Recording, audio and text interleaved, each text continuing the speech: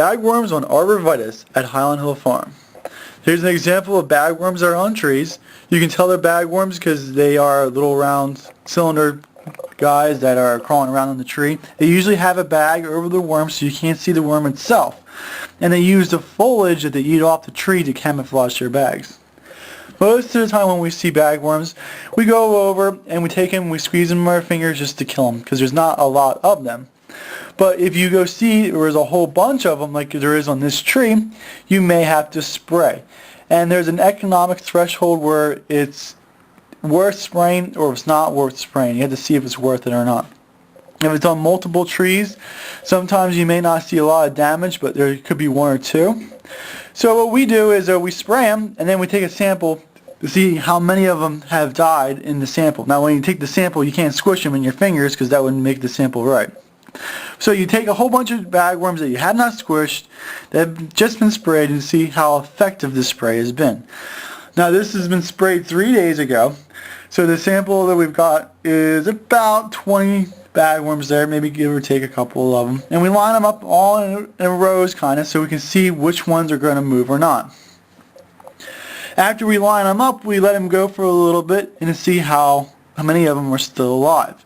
Now just because it's still alive after being sprayed for 3 days doesn't mean that it's dead. It could mean that it's sick, it could mean that the poison hasn't taken effect yet. It is always better to spray a bagworm when it's young. The smaller the bagworm is, the more often it has to eat in order to grow. So when you spray it, then it has more chance of that spray actually getting into the system of the bagworm. So we sit here for a little bit and we take a look at the bagworms and we see how many of them died. Now after we figure out how many of them died, we can kind of figure out how well the spray works. Because if most of them died, we don't have to spray again because it hasn't reached that threshold where it's worth us spraying or not.